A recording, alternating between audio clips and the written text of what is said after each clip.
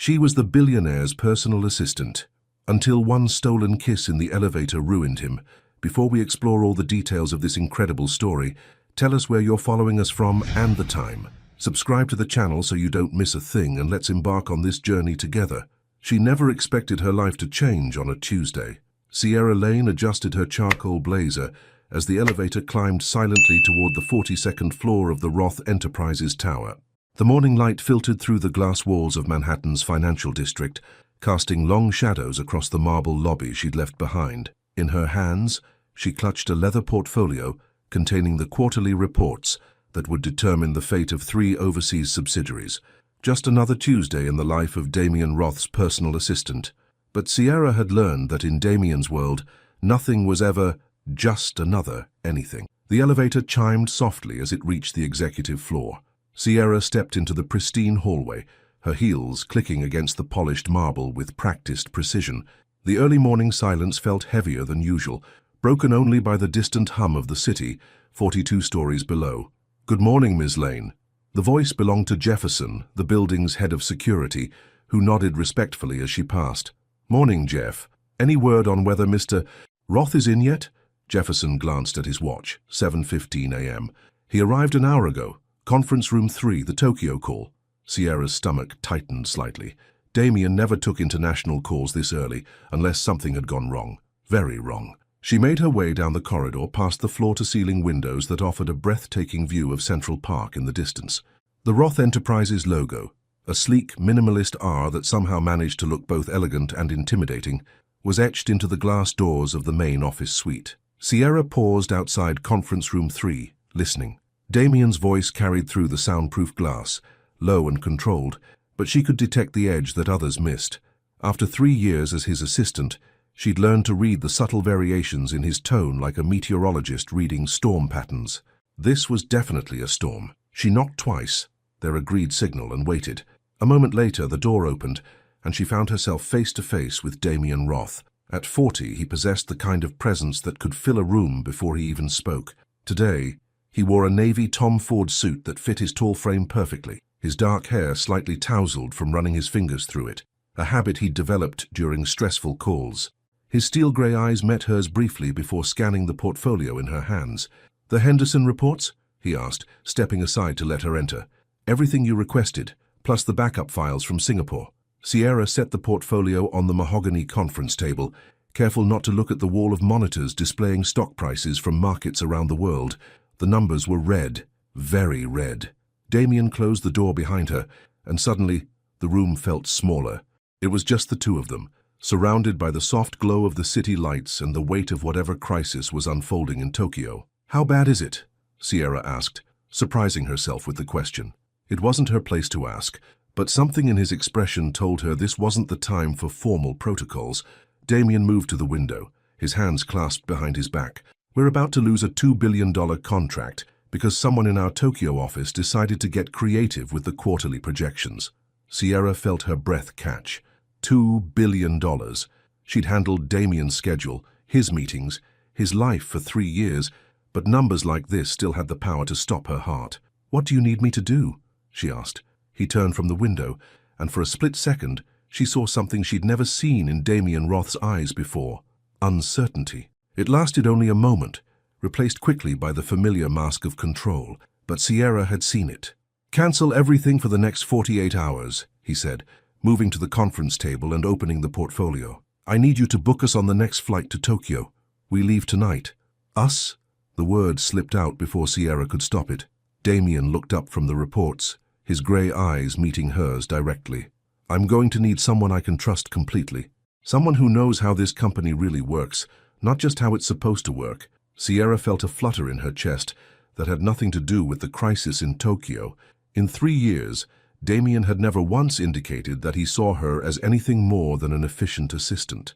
She was good at her job, exceptional even, but she'd always assumed he viewed her the same way he viewed his laptop or his phone, a necessary tool for getting things done.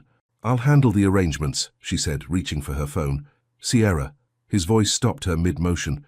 It was the first time he'd used her first name in months. "This won't be easy. The board is already circling, and if we can't fix this—" He didn't finish the sentence, but Sierra understood.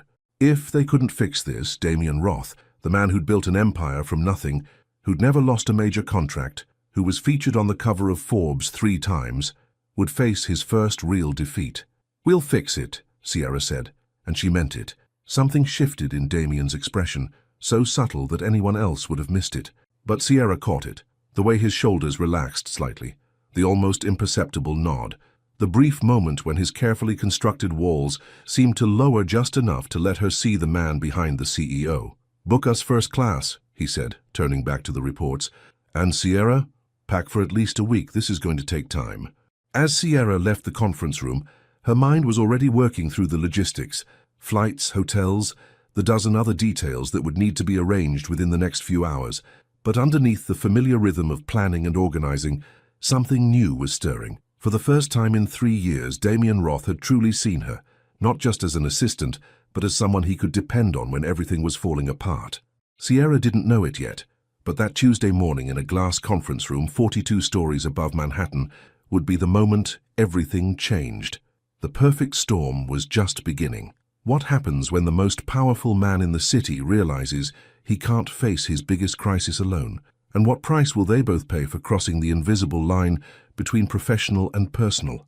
The first-class cabin felt like a cocoon suspended between two worlds. Sierra adjusted her seatbelt as the Boeing 777 climbed through the night sky, leaving the glittering coastline of New York far below. Across the narrow aisle, Damien sat with his laptop open, the blue glow illuminating his sharp features as he worked through what had to be the 100th spreadsheet of the evening. She'd managed to book them on the 11:30 p.m. direct flight to Tokyo, a minor miracle given that it was the height of business travel season. But Sierra had learned that when you worked for Damien Roth, impossible was just another word for requires more phone calls. "The Yamamoto contract details," Damien said quietly, sliding a thick manila folder across the space between their seats. "I need you to understand every clause before we land." Sierra accepted the folder, their fingers brushing for the briefest moment. She'd touched his hand countless times over the years, passing documents, helping him with his coat, the routine contact that came with being someone's professional right hand. But tonight, in the intimate lighting of the cabin, that simple touch sent an unexpected jolt up her arm. She buried herself in the contract, grateful for the distraction. The legal language was dense, full of international trade regulations and liability clauses that would have given most people a headache. But Sierra had taught herself to read these documents during her first year as Damien's assistant, staying up late in her modest Brooklyn apartment, determined never to be the weak link in his operation. "Kendrick Industries has a competing bid," she observed after scanning the third page, "but their timeline is 6 months longer than ours." Damien looked up from his laptop, and she caught something like surprise in his expression. "You understand the technical specifications?" "I made it my business to understand them," Sierra replied, meeting his gaze. "You can't effectively manage someone's schedule if you don't know what their meetings are actually about." A slight smile tugged at the corner of Damien's mouth, the first genuine expression she'd seen from him all day. "Most assistants don't bother learning the substance. Most assistants don't work for you." The words hung between them in the quiet cabin. Around them, the other first-class passengers were settling into sleep, pulling blankets over themselves or adjusting their fully flat seats into bed mode. But Sierra felt more awake than she had in months. "Can I ask you something?" Damien closed his laptop, giving her his full attention for the first time since they'd boarded. "Why did you take this job?" The question caught Sierra off guard.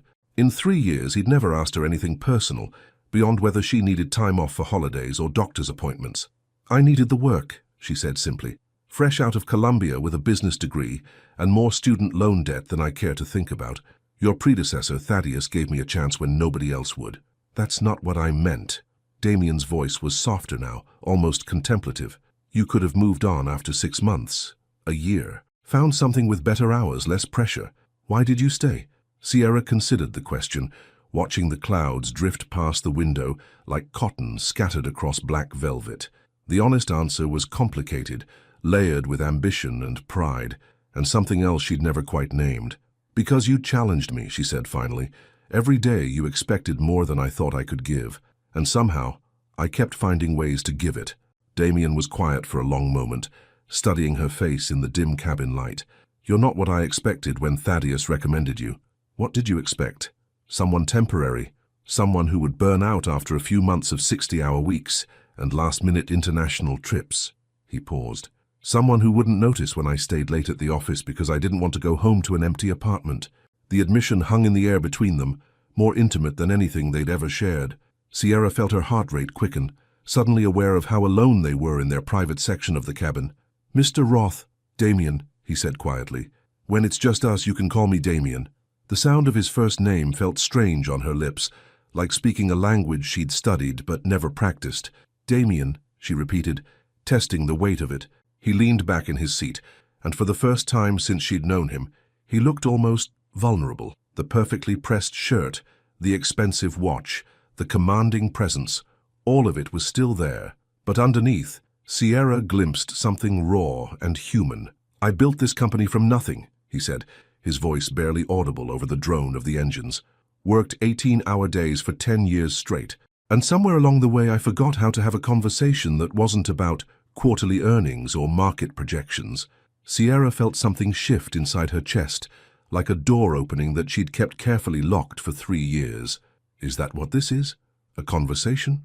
Damien's eyes met hers, and the air between them seemed to charge with electricity. "I think it might be." The plane hit a patch of turbulence, causing Sierra to grip her armrest.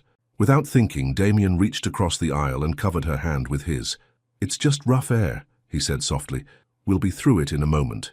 But as Sierra looked down at his hand covering hers, strong, warm, completely steady, she realized the turbulence she was feeling had nothing to do with the weather at 30,000 feet.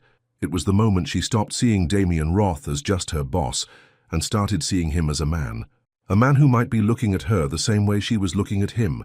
Tokyo welcomed them with neon and chaos. Sierra's body clock insisted it was still midnight in New York, but the bustling streets outside the Hotel Okura's floor-to-ceiling windows told a different story. It was 2 p.m. local time, and the city hummed with an energy that made Manhattan look sleepy by comparison. "The Nakamura meeting is in 3 hours, Damien said, reviewing his phone as they stood in the marble lobby. His usually immaculate appearance showed the first signs of their 14-hour journey. His tie slightly loosened, his hair no longer perfectly in place. Somehow, Sierra thought, it made him look more human. "I've arranged for Hiroshi Tanaka to meet us beforehand," Sierra replied, consulting her tablet. "He's the cultural liaison Thaddeus recommended, someone who can help us navigate the subtleties." Damien nodded, but she could see the tension in his shoulders. This wasn't his usual boardroom, where his reputation preceded him and his word carried absolute weight. Here they were on foreign ground, playing by rules he hadn't written. "Adjoining suites," Sierra continued, holding up 2 key cards. "I thought, given the time difference and the amount of coordination we'll need—" "Smart thinking," Damien said, accepting his key. "I'll need you close for the next few days." The words were perfectly professional, but something in his tone made Sierra's pulse quicken. She told herself it was the jet lag, the stress of the situation, anything but the memory of his hand covering hers on the plane. They rode the elevator to the 20th floor in comfortable silence, the city sprawling endlessly below them through the glass walls. When the doors opened, Sierra realized just how luxurious adjoining suites meant in a hotel like this. Her room alone was larger than her entire Brooklyn apartment. "I'll be ready in 2 hours, Damien said, pausing at his door.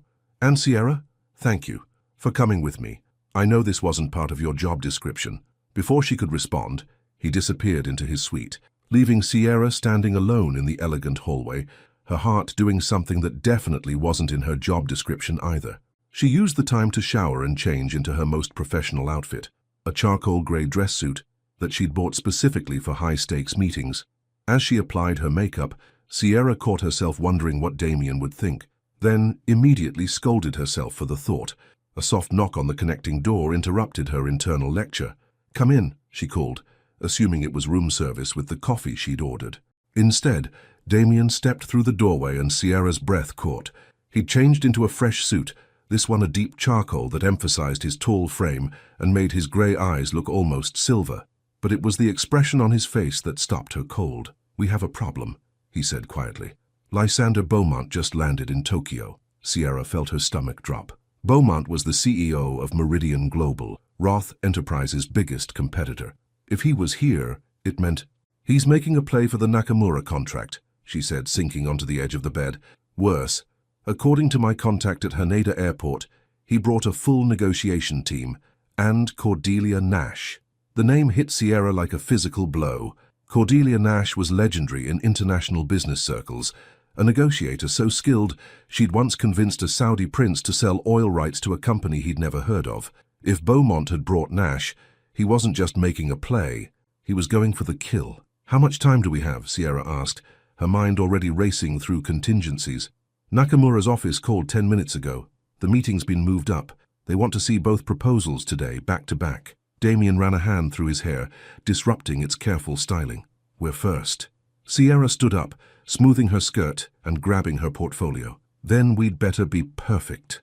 But as they walked toward the door, Damien caught her arm gently. "Sierra, I need you to know, if this goes badly, if we lose this contract, it's not your fault. You've done everything right." She turned to face him, surprised by the intensity in his voice. They were standing close now, closer than they'd ever stood in his Manhattan office. She could smell his cologne, something expensive and subtle that she'd caught hints of during late-night strategy sessions, but never really noticed. "We're not going to lose," she said firmly. "You built this company by being smarter and working harder than everyone else. Beaumont might have Nash, but he doesn't have you." Something flickered across Damien's face. Surprise, gratitude, something deeper that Sierra couldn't quite name. For a moment she thought he might say something, might acknowledge the charge that had been building between them since they'd boarded the plane in New York. Instead, he smiled. A real smile, not the practiced corporate expression she'd seen him use in 1,000 meetings. "You're right," he said softly. "Let's go show them why Roth Enterprises doesn't lose." As they left the hotel and climbed into the waiting car, Sierra felt a strange mix of nerves and excitement. The stakes couldn't be higher. $2 billion, Damien's reputation, possibly the future of the company. But sitting beside him in the back seat as Tokyo rushed past the windows, she realized something that should have terrified her. She'd never felt more alive. The car pulled up to a gleaming office tower in the heart of Tokyo's business district. Through the tinted windows, Sierra could see another black sedan parked at the curb, undoubtedly Beaumont's team, already inside and probably already making their pitch. "Ready?" Damien asked, his hand resting on the door handle. Sierra met his eyes, seeing her own determination reflected back at her. "Let's go save your empire." The Nakamura Corporation boardroom felt like a temple to modern commerce. Floor-to-ceiling windows offered a panoramic view of Tokyo Bay, while minimalist furniture in rich woods and gleaming steel created an atmosphere of quiet power. At the head of the polished conference table sat Kenji Nakamura himself, a man in his 60s whose calm demeanor masked one of the sharpest business minds in Asia. Sierra took her seat beside Damien, acutely aware of Lysander Beaumont's team occupying the opposite side of the room. Beaumont was younger than she'd expected, maybe 45, with sandy hair and the kind of practiced charm that probably worked wonders at charity galas. Beside him, Cordelia Nash sat like a coiled spring, her silver hair pulled into a severe bun, her pale blue eyes missing nothing. "Mr. Roth," Nakamura said in accented but precise English, "thank you for making the journey on such short notice. I understand there have been complications with your Tokyo projections." Damien's expression didn't change, but Sierra caught the slight tightening around his eyes. Someone had been talking. Someone with access to information that should have been confidential. "The projections were overly optimistic," Damien replied smoothly. "I prefer to deal with reality, Mr. Nakamura, which is why I'm here personally to present our revised proposal." Across the table, Cordelia Nash smiled, the kind of smile a shark might give a wounded seal. "How refreshingly honest," she said, her British accent crisp as winter air. "At Meridian Global, we prefer to exceed expectations rather than revise them downward." Sierra felt her jaw clench. The woman had been in the room for less than 5 minutes and was already drawing blood.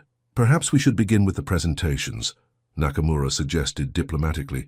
"Mr. Roth, you have the floor." Damien stood, and Sierra watched him transform. Gone was any trace of the tired businessman from the hotel room, replaced by the commanding presence that had built Roth Enterprises from nothing. He moved to the presentation screen with fluid confidence, his voice carrying easily across the room. 6 years ago, Nakamura Corporation took a risk on a relatively unknown American communications firm, he began. Today, that partnership has generated over $12 billion in revenue and established your presence in 43 countries. Sierra watched the faces around the table as Damien spoke. Nakamura remained impassive, but she caught several of his executives exchanging glances that suggested they remembered those early, successful years. "Our proposal for the next phase isn't just about maintaining that success," Damien continued, clicking to a slide that showed projected market growth across Southeast Asia.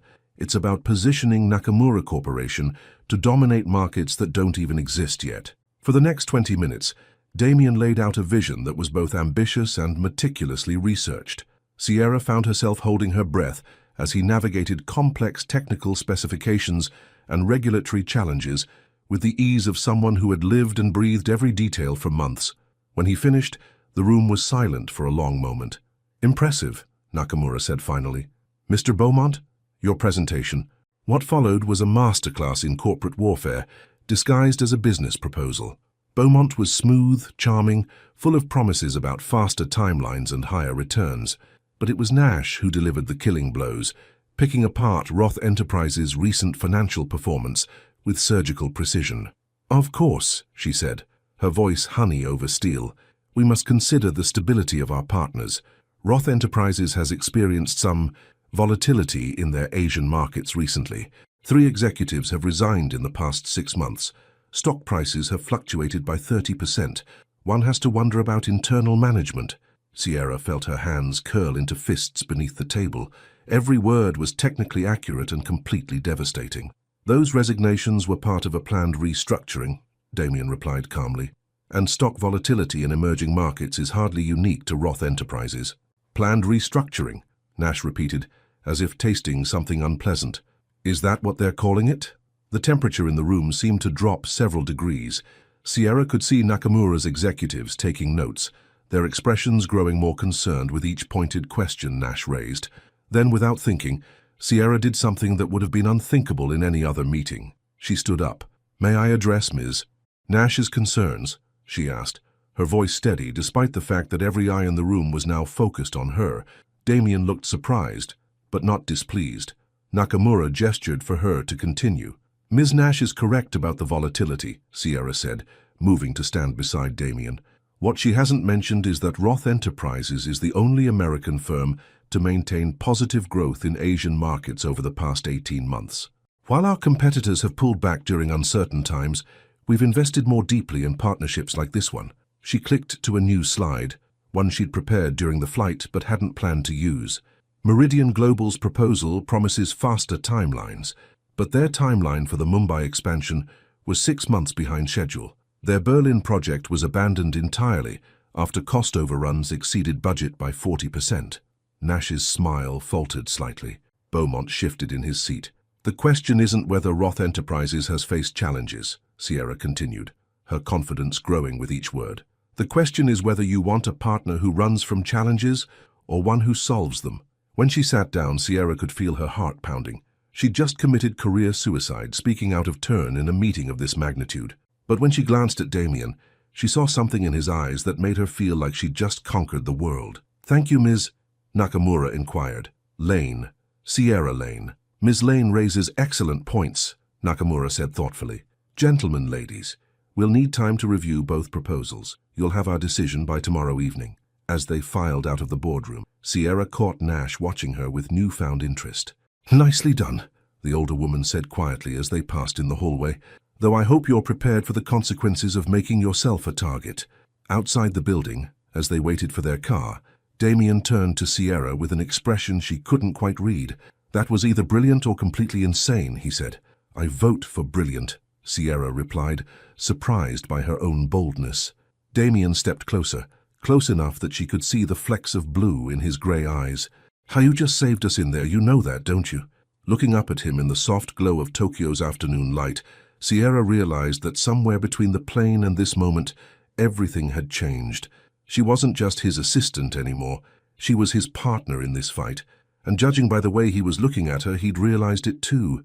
The hotel bar was nearly empty at 11 p.m., save for a few late-night business travelers nursing whiskey and regret. Sierra sat alone at a corner table, still wearing her presentation suit, but with her jacket draped over the chair and her hair finally released from its professional bun. The wine in front of her, her excellent Bordeaux that cost more than her monthly subway pass, was barely touched. Her mind kept replaying the meeting.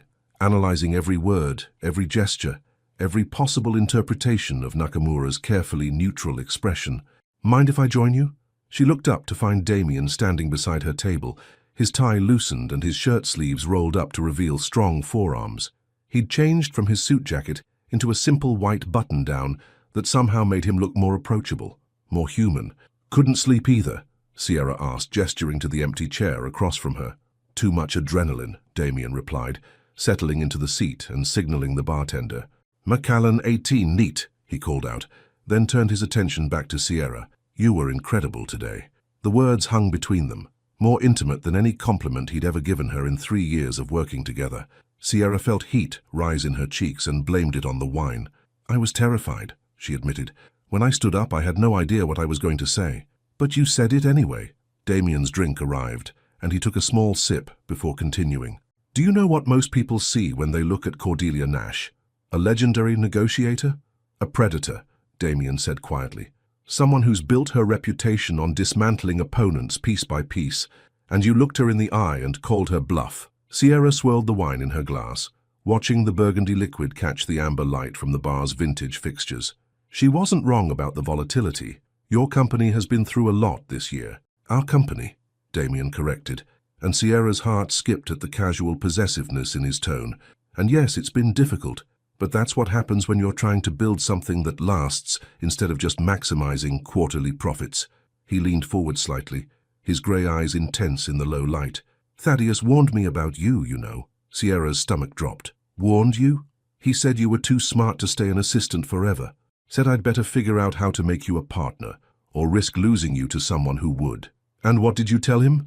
Damien's smile was rueful. "That I was arrogant enough to think I could keep you content with efficiency evaluations and modest raises." The honesty in his voice caught Sierra off guard. She'd spent 3 years wondering if he even noticed her beyond her ability to manage his calendar and anticipate his needs. To discover that he'd been thinking about her career, her future, her potential. "What changed your mind?" she asked softly. "Today, watching you stand up in that boardroom and fight for something you believed in." Damien's fingers traced the rim of his whiskey glass. "I realized I'd been seeing you as my assistant, when what I really had was my equal." The words settled between them like a challenge, changing the very air in the space they occupied. Sierra felt something fundamental shift, the careful boundaries they'd maintained for 3 years beginning to blur at the edges. "Damien," she began, but he held up a hand. "I know this is complicated. I know there are a dozen reasons why we shouldn't even be having this conversation." He set down his glass and met her eyes directly. "But I also know that somewhere between New York and Tokyo, I stopped being able to pretend that what I feel for you is purely professional." Sierra's breath caught. There it was, the acknowledgement of everything that had been building between them, spoken aloud in a dimly lit hotel bar 12 time zones away from their carefully constructed professional lives. "The company has policies," she said weakly, though even as the words left her mouth she knew how hollow they sounded. "The company has policies about relationships between supervisors and subordinates," Damien replied. "But if you're truly my equal, if you're truly my partner, then those policies don't apply." Sierra looked at him across the small table, this man who commanded boardrooms and influenced markets, who appeared on magazine covers and made decisions that affected thousands of people. But in this moment, in this quiet corner of a Tokyo hotel bar, he looked vulnerable, uncertain, human. "What are you asking me?" she whispered. Damien reached across the table, his fingers covering hers. The contact sent electricity shooting up her arm, just as it had on the plane, but this time she didn't pull away. "I'm asking if you feel it too," he said quietly. "This thing that's been growing between us. The way you look at me sometimes when you think I'm not paying attention. The way I catch myself watching you work and forgetting whatever meeting I'm supposed to be thinking about." Sierra stared down at their joined hands, her dark skin against his lighter tone, his strong fingers intertwined with her more delicate ones. It should have felt wrong, crossing this line they'd never even acknowledged existed. Instead, it felt like the most natural thing in the world. "I feel it," she admitted, her voice barely audible over the soft jazz playing from hidden speakers. "I felt it for months, but I was afraid that admitting it would ruin everything we'd built. And now?" Sierra looked up to meet his eyes, seeing her own uncertainty and hope reflected back at her. "Now I'm afraid that not admitting it will ruin everything we could build." Damien's thumb traced gentle circles on the back of her hand, and Sierra felt her carefully constructed professional walls beginning to crumble. They were in uncharted territory now. No corporate handbook to guide them, no precedent to follow. "The Nakamura decision comes tomorrow," she said, trying to ground herself in practical concerns. "Yes. And if we lose the contract, then we face it together." Damien's voice was steady, certain. "And if we win?" Sierra felt a smile tug at the corners of her mouth. "Then we celebrate together." The last word hung in the air between them, loaded with possibility and promise. They sat in comfortable silence for a moment, hands still joined, both understanding that they'd crossed a threshold from which there was no return. "I should probably go upstairs," Sierra said finally, though she made no move to leave. "Probably," Damien agreed, though his fingers tightened slightly around hers. But as they sat in that quiet hotel bar, Tokyo glittering beyond the windows, neither of them was ready to let go of this moment, the moment when everything changed. Sierra woke to the soft chime of her phone and sunlight streaming through the floor-to-ceiling windows of her hotel suite. For a moment, she lay still, watching Tokyo come alive 40 floors below. The city moved like a living organism, trains threading between buildings, people flowing along sidewalks in purposeful rivers. But her mind wasn't on the urban symphony outside. It was on the memory of Damien's fingers intertwined with hers, the weight of words that couldn't be taken back. The phone chimed again. A text from Damien. "Meeting moved to 4 p.m. Nakamura wants to see us separately first. You at 2. Sierra sat up, her heart rate spiking. Separate meetings weren't good. In her experience, separate meetings meant someone wanted to divide and conquer, to test whether both parties were telling the same story. She was reaching for her robe when a soft knock came at the connecting door. "Come in," she called, assuming it was housekeeping. Instead, Damien stepped through, carrying 2 cups of coffee and wearing an expression she couldn't quite read. He'd showered and dressed for business, charcoal suit, silver tie, every inch the powerful CEO. But Sierra caught the tension in his shoulders, the slight tightness around his eyes. "Thought you might need caffeine," he said, offering her one of the cups. "Thanks." Sierra accepted the coffee gratefully, inhaling the rich aroma. "About the separate meetings, I know what you're thinking," Damien interrupted, moving to the window. "That Nakamura is trying to find inconsistencies between us. Aren't you worried?" He turned to face her, and Sierra was struck by how different he looked in the morning light. Still commanding, still devastatingly handsome, but somehow more accessible, more real. "About the business?" "Yes. About us being on the same page professionally?" He shook his head. "We've been perfectly synchronized for 3 years. That doesn't change overnight. And personally?" The question hung between them, heavy with the implications of everything they'd said the night before. Damien set down his coffee and moved closer, stopping just within arm's reach. "That's more complicated," he admitted. "I've been thinking about what happens after Tokyo, about what this means for us back in New York." Sierra felt her stomach clench. In the intimacy of the hotel bar, with wine and adrenaline and the surreal atmosphere of being half a world away from home, their confession had felt natural, inevitable. But now, in the harsh light of morning, she could see all the obstacles they'd ignored. "The company policies are just the beginning," she said quietly. "There's the media attention, the speculation about whether I earned my position or whether we've been involved all along. You think I haven't considered that?" Damien's voice was sharper than she'd expected. "You think I would risk your reputation, your career, for some midlife crisis fling?" The words hit Sierra like a physical blow. "Is that what you think this is?" "No," Damien said immediately, running a hand through his hair. "God, no. That's what everyone else will think. That's what the board will assume, what the press will write, what our competitors will whisper." He moved to the couch, sitting heavily and burying his face in his hands. "I built this company from nothing, Sierra. Worked 18-hour days for 10 years, sacrificed everything personal for professional success. And you're the best thing that's happened to my life in longer than I can remember." Sierra felt her heart clench at the raw honesty in his voice. She moved to sit beside him, close enough to feel the warmth radiating from his body. "So what are we supposed to do?" she asked softly. "Pretend last night never happened? Go back to being just colleagues?" "I don't know if I can do that anymore." Damien looked up at her, his gray eyes intense with emotion. "But I also don't know how to protect you from the fallout if we move forward." Before Sierra could respond, her phone buzzed with an incoming call. The display showed a number she didn't recognize, with a Tokyo area code. "Ms. Lane?" The voice was crisp, professional, speaking accented English. "This is Genevieve Holt from Nakamura Corporation. Mr. Nakamura would like to meet with you privately before this afternoon's presentation. Could you come in at noon instead of 2? Sierra felt Damien tense beside her. Private meetings that got moved up were rarely good news. "Of course," Sierra replied. "Should I bring anything specific?" "Just yourself, Ms. Lane. Mr. Nakamura is particularly interested in discussing your role in yesterday's presentation." After hanging up, Sierra turned to find Damien watching her with concern. "That can't be good," he said. "Maybe it is."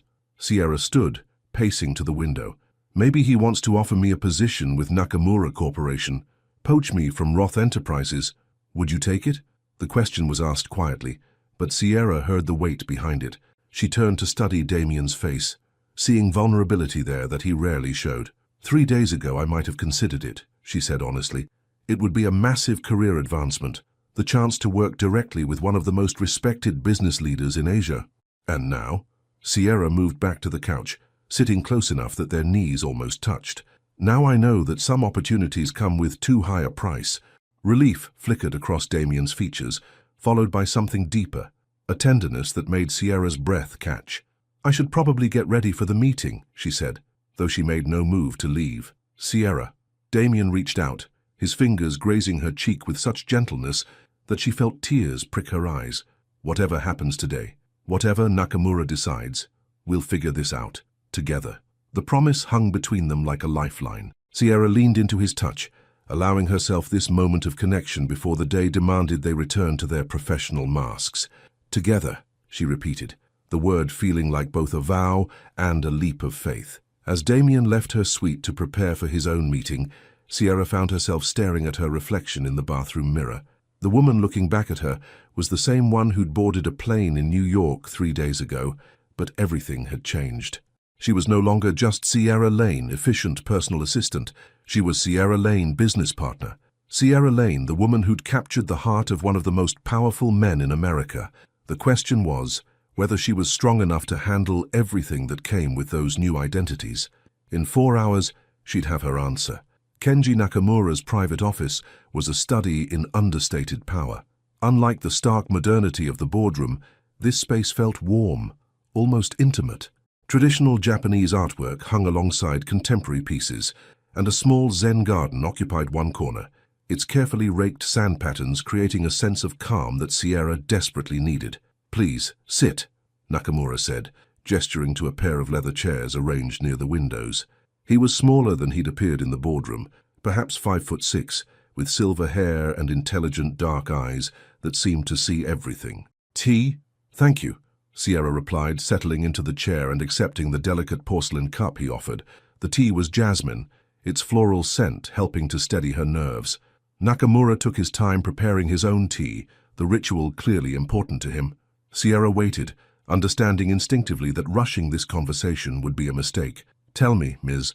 Lane," he said finally, settling into the chair across from her, "how long have you been in love with Damien Roth?" Sierra nearly choked on her tea. Of all the questions she'd prepared for, this wasn't one of them. "I'm sorry," she managed, her voice surprisingly steady. Nakamura smiled, a gentle expression that transformed his austere features. "I have been in business for 40 years, Ms. Lane. I have seen every kind of partnership, every variety of professional relationship. But what I witnessed yesterday in that boardroom, that was not merely professional." Sierra felt heat rise in her cheeks, but she forced herself to meet his gaze. "Mr. Nakamura, I can assure you that my relationship with Mr. Roth is completely professional." He raised an eyebrow. "The way you stood up to defend him, the way he looked at you when you spoke, the subtle communication between you that required no words." Nakamura shook his head. "No, Ms. Lane. That level of trust, that intuitive understanding, it comes from something much deeper than a working relationship." Sierra set down her teacup, her hands trembling slightly. "Why are you asking me this?" "Because it changes everything," Nakamura said simply. "In my culture, we understand that the strongest business partnerships are built on personal bonds that transcend mere profit. When I saw you two together yesterday, I realized I wasn't just choosing between two companies. I was choosing between two philosophies." He stood and moved to the window, gazing out at the bustling city below, Meridian Global offers efficiency, profit margins, quarterly results. They see our partnership as a transaction, valuable certainly, but ultimately replaceable. And Roth Enterprises? Nakamura turned back to her, his expression thoughtful. Roth Enterprises offers something much rarer. A partnership built on personal investment, on people who care deeply about the outcome, not just for their shareholders, but for each other. Sierra felt her pulse quicken. Are you saying... I'm saying that your presentation yesterday revealed more than market analyses and profit projections, Nakamura interrupted. It revealed two people who fight for each other with the same passion they fight for their company. That kind of partnership is worth more than all the efficiency reports in the world. He returned to his chair, leaning forward slightly. But I'm also saying that such partnerships come with unique vulnerabilities. What happens to the Nakamura contract if your personal relationship with Mr. Roth becomes complicated? The question hung in the air like a challenge. Sierra realized this wasn't just about business anymore. It was about her future, her integrity, her willingness to be honest about what she wanted from life. Mr. Nakamura, she said carefully, if you're asking whether I would let personal feelings compromise my professional judgment, the answer is no. I've worked too hard to build my reputation to throw it away for anyone, even for love. Sierra met his eyes directly. Especially for love. Real love doesn't ask you to sacrifice your principles. It asks you to be the best version of yourself. Nakamura nodded slowly, as if she'd passed some kind of test. And what if your relationship with Mr. Roth changes the dynamic of your working partnership? Then we'll adapt, Sierra replied with more confidence than she felt. The best partnerships evolve. They grow stronger, not weaker, when the people involved are willing to be honest about what they need from each other. Interesting. Nakamura stood again, this time moving to his desk. I've made my decision about the contract, Ms. Lane, but before I announce it, I want to make you a proposition. Sierra's stomach dropped. Here it was, the job offer she'd anticipated, the career opportunity that would solve all her problems by taking her completely out of Damien's orbit. Nakamura Corporation is expanding our North American operations, he continued, opening a file folder. We need someone to head the new division, someone who understands both American business culture and international markets, someone with exceptional analytical skills and the courage to speak truth to power. He handed her a document that made her eyes widen. The salary figure alone was 3 times what she made at Roth Enterprises, with stock options and benefits that would set her up for life. It's a generous offer, Sierra said slowly. More than generous. It's transformative. Nakamura returned to his chair. But it would require you to relocate to Tokyo permanently, to leave Roth Enterprises, to leave Mr. Roth. Sierra stared at the contract, her mind racing. This was everything she'd worked toward. Independence, financial security, the chance to build something of her own. But it would mean walking away from Damien just as they'd found each other. You don't have to answer now, Nakamura said gently. Take time to consider what you truly want from your life, Miss Lane. Career advancement is important, but it's not everything. He stood, signaling that their meeting was coming to an end. I'll announce my decision about the main contract at 4 o'clock, but know this. Regardless of what you decide about my personal offer, you have my respect. You're exactly the kind of executive the business world needs more of. As Sierra left Nakamura's office, the contract folder clutched in her hands. She felt like she was walking through a dream. In the space of 1 hour, her entire future had been rewritten. She could have everything she'd ever wanted professionally, but only if she was willing to give up everything she'd just discovered she wanted personally. The elevator descended in silence, carrying her back toward a choice that would define the rest of her life. When the doors opened on the ground floor, Sierra stepped out into the bustling Tokyo afternoon, knowing that in 3 hours she would have to face Damien with news that would change everything between them. The question was, what did she truly want to choose? The hotel room felt like a prison cell. Sierra paced between the window and the door, the Nakamura contract lying open on the coffee table like an accusation. Every few minutes she found herself reading the salary figure again, as if the numbers might change or make more sense with repetition. 3 times her current income, stock options, a corner office overlooking Tokyo Bay, complete independence from the complicated web of feelings that had entangled her life over the past 3 days. Everything she'd ever wanted, served on a silver platter. So why did the thought of accepting it make her feel like she was drowning? A soft knock at the connecting door interrupted her internal spiral. Sierra, can I come in?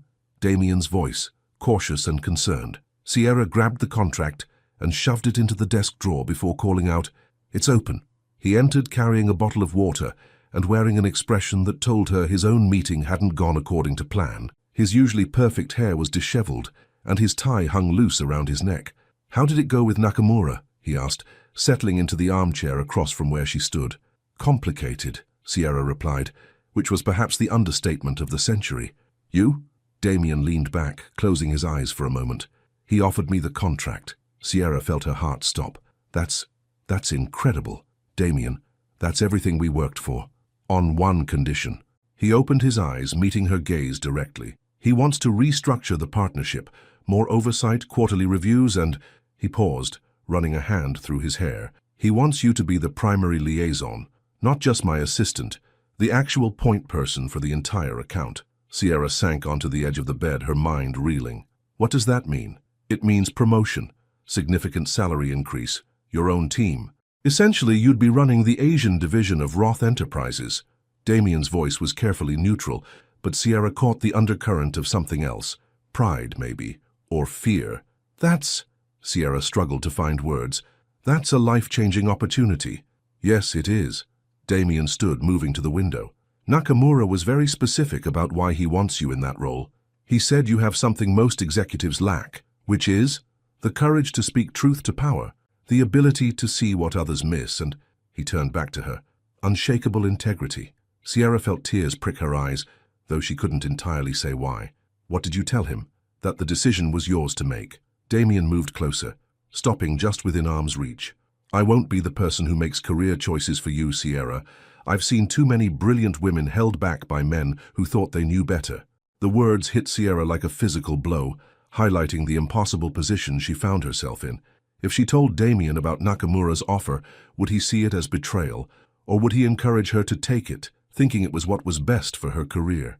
"There's something else," Damien continued, his voice dropping to something barely above a whisper.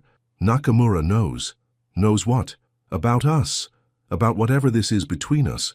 He gestured vaguely between them. "He made some comment about the most successful partnerships being built on personal trust. Said he could see it in the way we work together." Sierra's stomach clenched. "What did you say?" "Nothing. What could I say?" Damien moved to sit beside her on the bed, close enough that she could smell his cologne, feel the warmth radiating from his body. "That I've spent the last 3 years falling in love with my assistant, and I'm just now brave enough to admit it." The words hung in the air between them, raw and honest and completely devastating. Sierra felt her carefully constructed walls begin to crumble entirely. "Damien, I know it's complicated," he said quickly. "I know there are a dozen reasons why this is a terrible idea. But I also know that I can't imagine going back to New York and pretending that nothing has changed between us." Sierra looked at him, really looked at him. The expensive suit couldn't hide the vulnerability in his posture, the uncertainty in his gray eyes. This was Damien Roth stripped of his corporate armor, offering her his heart with no guarantee that she wouldn't break it. "What are you asking me?" she whispered. "I'm asking if you'll take a chance on us, on whatever we could build together." He reached out, his fingers grazing her cheek with infinite gentleness. "I'm asking if you'll stay." The word hit Sierra like a lightning bolt. Stay. Accept the promotion. Take on the Asia division. Build something incredible together, both professionally and personally. It was everything she could want, wrapped up in one impossible choice, except for the small matter of the contract hidden in her desk drawer. The contract that offered her a different kind of everything: independence, security, the chance to build something that was entirely her own. "I need to tell you something," Sierra said, her voice barely audible. But before she could continue, Damien's phone buzzed with an urgent tone. He glanced at the screen and cursed softly. "It's Nakamura's office. The 4 o'clock meeting has been moved up again. They want us there in 30 minutes.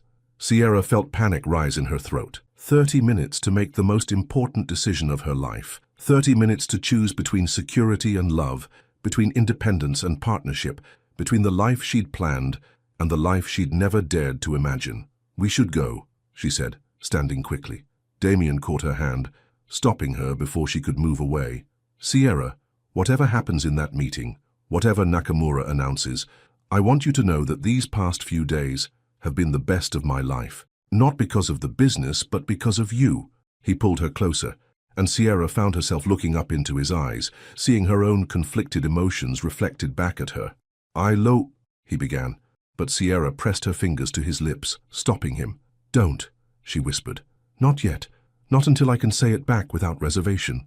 Damien nodded, understanding flickering in his expression. He pressed a gentle kiss to her fingertips before releasing her hand.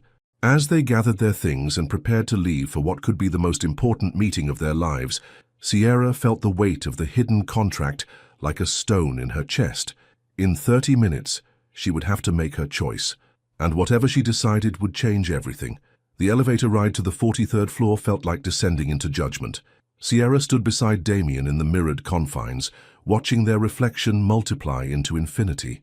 They looked perfect together, the successful CEO and his polished executive partner, but Sierra felt like she was fracturing from the inside out, the weight of her hidden secret threatening to crush her completely. Whatever happens, Damien said quietly, his eyes meeting hers in the reflection, we face it together. Sierra's heart clenched. Together, the word that had become their promise, their foundation, their hope. And she was about to shatter it with a truth she should have shared hours ago. The elevator chimed, and the doors opened to reveal the same elegant hallway they'd walked 3 days earlier. But everything felt different now, charged with consequence, heavy with the knowledge that the next 30 minutes would determine not just the fate of a business deal, but the trajectory of their lives. Kenji Nakamura waited for them in the main conference room, but this time he wasn't alone. Seated around the polished table were 5 other executives, their expressions carefully neutral. At the far end, Lysander Beaumont and Cordelia Nash sat like opposing generals, their confident postures suggesting they expected victory. Mr. Roth, Ms. Lane, Nakamura said, rising to greet them. Please take your seats. Sierra settled into her chair, hyper-aware of Damien's presence beside her. Across the table, Nash regarded her with sharp blue eyes that seemed to see straight through her professional facade. Before we begin, Nakamura said, returning to his position at the head of the table, I want to address something that has become clear during our individual meetings. This decision is not simply about choosing between 2 companies.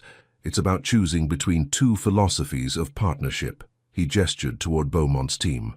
Meridian Global offers efficiency, proven results, and the kind of structured relationship that minimizes risk and maximizes predictable returns. Beaumont nodded confidently, his sandy hair catching the afternoon light streaming through the windows.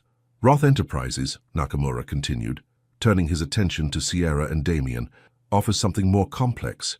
A partnership built on personal investment, mutual trust, and the kind of deep collaboration that can either create extraordinary success or spectacular failure. Sierra felt her mouth go dry. She could sense where this was heading, and it wasn't anywhere she'd prepared for.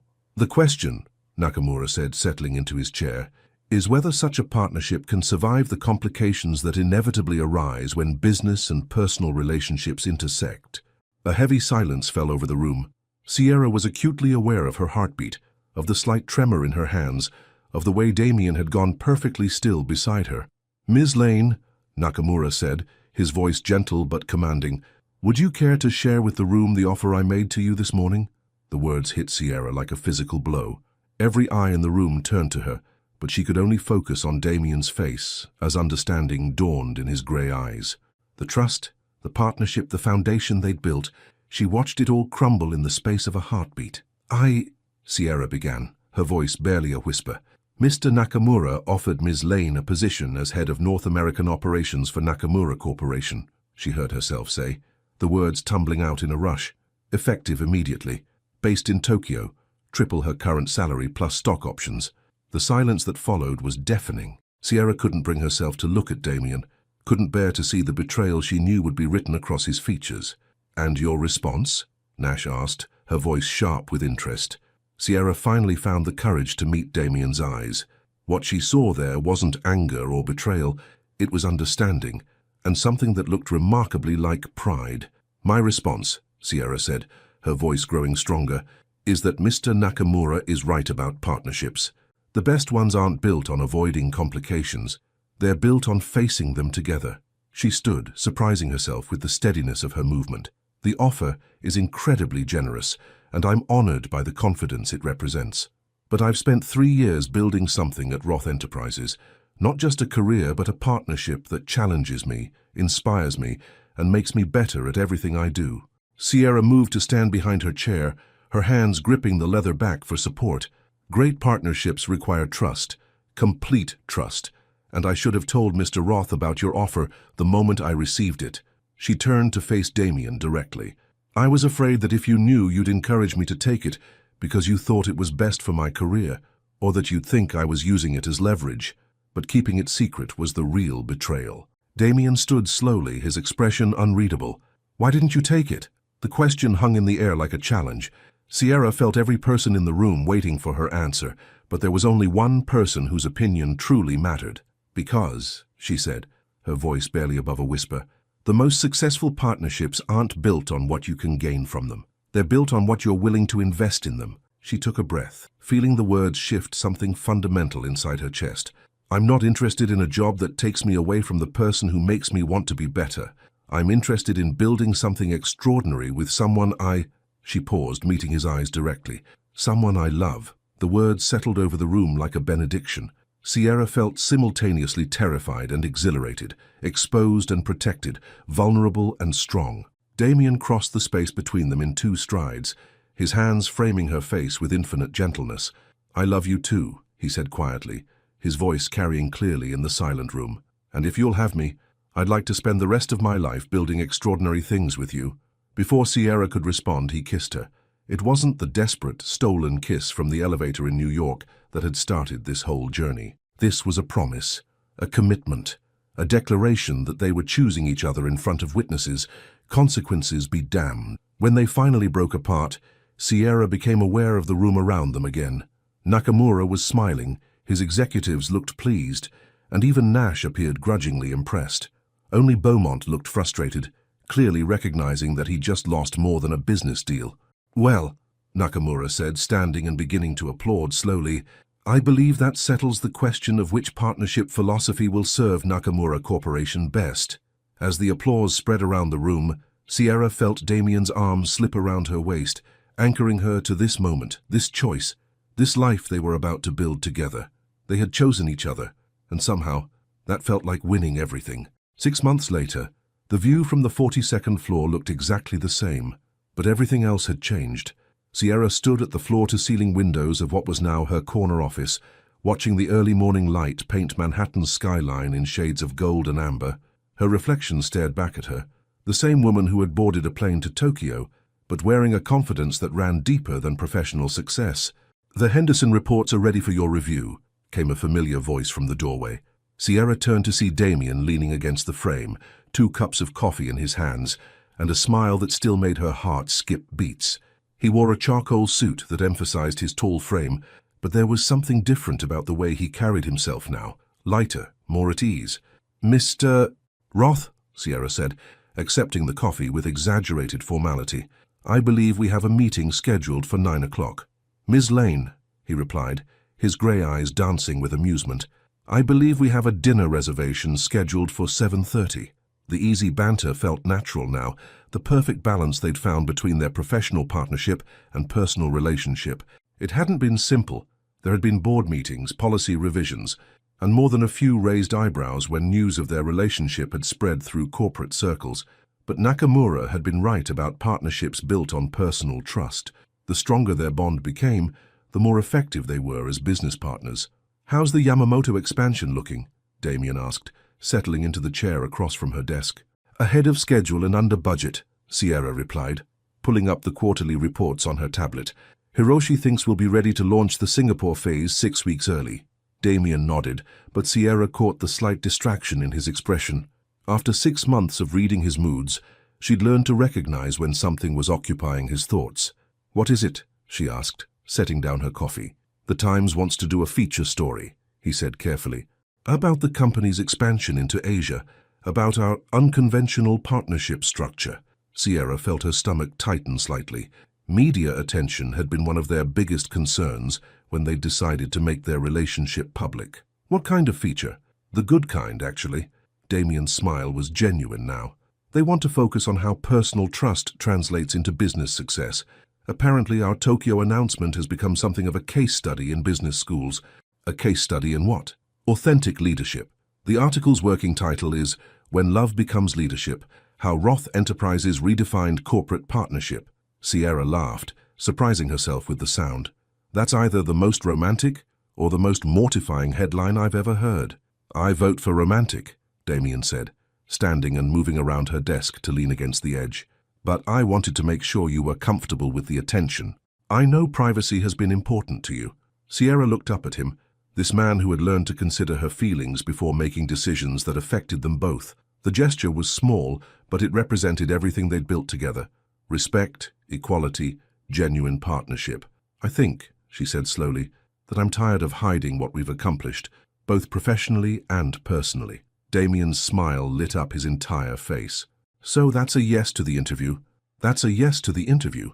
Sierra stood, closing the distance between them until she could straighten his tie, a gesture that had become routine and intimate and perfectly them. But I have one condition. Name it. We do it together. Equal time, equal quotes, equal partnership. I'm not going to be portrayed as the love interest who got lucky. I'm the executive vice president of Asian operations who happens to be in love with her business partner. Damien's hands settled on her waist, and Sierra felt the familiar warmth that came from his touch. Have I mentioned lately that I'm crazy about your brain? Show me, Sierra said, rising on her toes to meet his kiss. It was supposed to be brief, a quick moment of connection before the day's meetings began. But 6 months in, kissing Damien still felt like coming home and embarking on an adventure at the same time. When they finally broke apart, Sierra was grateful for the early hour that meant the office was still mostly empty. We should probably, she began, but was interrupted by a soft knock at her office door. Come in, Sierra called, stepping back from Damien with professional smoothness. The door opened to reveal Thaddeus Greystone, Damien's former assistant and Sierra's mentor, carrying a thick manila folder and wearing an expression of barely contained excitement. I hope I'm not interrupting anything important, he said, his eyes twinkling with mischief that suggested he knew exactly what he was interrupting. Just reviewing the quarterly reports, Damien replied smoothly. What's in the folder? The Nakamura expansion proposal, Thaddeus said, setting the folder on Sierra's desk.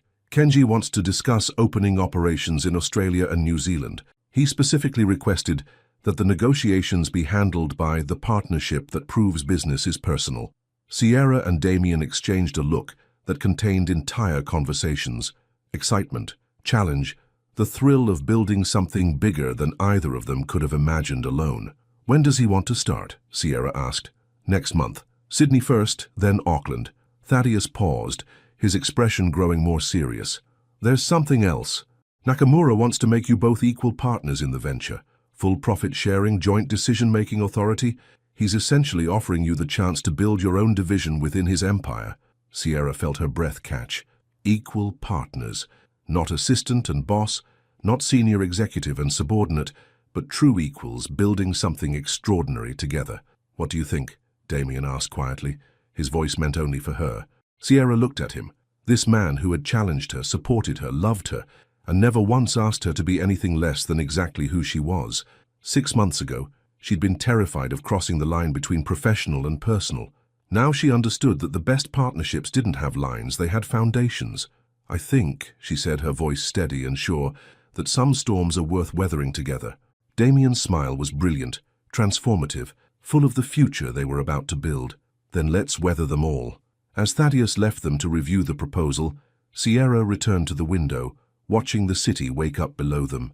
Somewhere out there, other people were facing their own impossible choices, their own moments of truth, their own decisions about whether to play it safe or risk everything for love. She hoped they were brave enough to choose love, because sometimes, Sierra had learned, the most dangerous thing you can do is play it safe, and sometimes the most powerful thing you can build is a partnership that refuses to choose between professional success and personal happiness. Standing there in her corner office, with the man she loved reviewing expansion plans that would take them to the other side of the world, Sierra Lane had never felt more powerful or more ready for whatever storm came next. 2 years later, the elevator descended through 42 floors of steel and glass, carrying Sierra Lane Roth toward the marble lobby where her story had begun. She pressed her left hand against the cool metal railing. the simple platinum band on her ring finger catching the afternoon light. 2 years had passed since that Tokyo meeting that changed everything. 18 months since Damien had proposed on a Sydney harbour bridge, and 6 months since their wedding in a small ceremony overlooking Central Park. Today marked the end of another chapter, literally. The contracts in her briefcase would officially establish Roth Lane International as an independent entity, separate from both Roth Enterprises and Nakamura Corporation, with offices in New York, Tokyo, Sydney, and London. "Ready for this?" Damien asked softly, his voice carrying the same warmth it had held that first morning when he'd brought her coffee in Tokyo. Sierra turned to study her husband, still breathtakingly handsome in his navy suit, still commanding in his presence, but softer somehow. Marriage had taught them both that true partnership meant knowing when to lead and when to follow, when to stand strong and when to bend. "More than ready," she replied, adjusting the collar of his shirt with the casual intimacy that had become second nature. "Are you nervous about the Times photographer?" "Only about whether they'll capture how incredible you look when you're about to conquer the world," Damien said, his grey eyes sparkling with the humour that had sustained them through board meetings, expansion negotiations, and the occasional disagreement about whose turn it was to make coffee. The elevator chimed as they reached the ground floor. Through the glass doors, Sierra could see the familiar chaos of Manhattan's financial district. Yellow cabs threading between buses, people moving with purposeful urgency. The endless energy of a city that never slept. But there was something different today.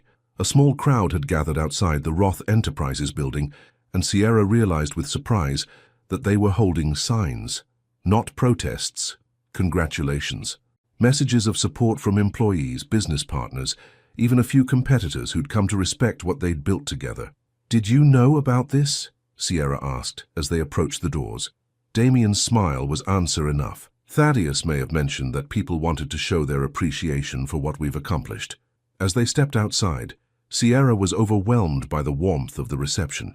Faces she recognized from years of meetings and conferences, colleagues who'd become friends, competitors who'd become collaborators, and there, in the center of it all, stood Kenji Nakamura, with a smile that transformed his usually serious features. "Mrs. Roth," he said, approaching with his characteristic dignity but unmistakable affection. "Or should I say, Ms. Lane Roth, co-CEO of Roth Lane International." "Mr. Nakamura," Sierra replied, accepting his respectful bow with one of her own. "Thank you for being here, for everything. I wouldn't miss the launch of what I predict will become the most successful international consulting firm of the next decade," he said. "You have both proven that the most powerful partnerships are built on trust, respect, and—" He paused, his eyes twinkling with subtle humor. "Love that is strong enough to weather any storm." As photographers captured the moment, Sierra found herself thinking about the woman who had stood in this same spot 2 years ago, terrified of crossing invisible lines, afraid to risk everything she'd worked for. That woman couldn't have imagined this moment. Not just the professional success, but the deep contentment that came from building a life with someone who saw her as an equal partner in everything. "The car is ready," Damien said quietly, his hand finding the small of her back. They were headed to the airport for a flight to London, where they would spend the next month establishing their European operations. It was ambitious, demanding work that would test every skill they'd developed both individually and together. But Sierra felt the familiar thrill that came from facing challenges alongside the person who understood her completely. As they settled into the back seat of the car, Manhattan blurring past the windows, Sierra caught sight of the Roth Enterprises building growing smaller in the distance. Somewhere in that tower, a new generation of assistants and executives were learning to navigate the complex dance between ambition and authenticity, between professional success and personal fulfillment. "Do you ever miss it?" Damien asked, following her gaze. "The simplicity of when it was just about work." Sierra considered the question seriously. There had been something clean about those early years. Clear hierarchies, defined roles, measurable success. But it had also been lonely, limited, safe in a way that had ultimately felt like a prison. "I miss the certainty sometimes," she said honestly, "but I wouldn't trade the complexity. Not for anything." Damien's hand found hers, their fingers intertwining with the same natural ease they'd discovered that night in Tokyo. "Even when the complexity includes board meetings about whether married co-CEOs violate corporate governance standards." Sierra laughed, remembering the 6-hour debate that had nearly derailed their partnership structure. "Especially then. We proved that love doesn't make you weak. It makes you brave enough to fight for what matters. And what matters most? Damien asked, though they both knew the answer. Building something bigger than either of us could create alone, Sierra replied, and doing it with the person who makes you want to be better every single day. As their car merged into traffic heading toward JFK Airport, Sierra felt the familiar anticipation that came with new beginnings. London would bring fresh challenges, different markets, the opportunity to test everything they'd learned about partnership against entirely new circumstances. But for the first time in her professional life, Sierra wasn't facing the unknown alone. She was facing it with someone who would celebrate her victories, support her through setbacks, and never ask her to choose between love and ambition, because he understood that for her, they had become the same thing. The plane that would carry them toward their next adventure was already waiting on the tarmac, engines warming, destinations set for the future they would build together. And Sierra Lane Roth, co-founder and co-CEO of Roth Lane International, wife and equal partner to the man beside her, had never been more ready to fly. Some storms, she had learned, don't destroy you. They teach you how to soar. Final message. What would you risk for a love that makes you stronger? Have you ever had to choose between security and the chance to build something extraordinary with someone who sees your true potential? Your participation in the channel is very important. Please leave your opinion in the comments. Thank you so much for watching until the end. If you enjoyed this story, don't forget to subscribe to the channel, leave a like, and comment your thoughts. Your participation is very important to us. See you next time.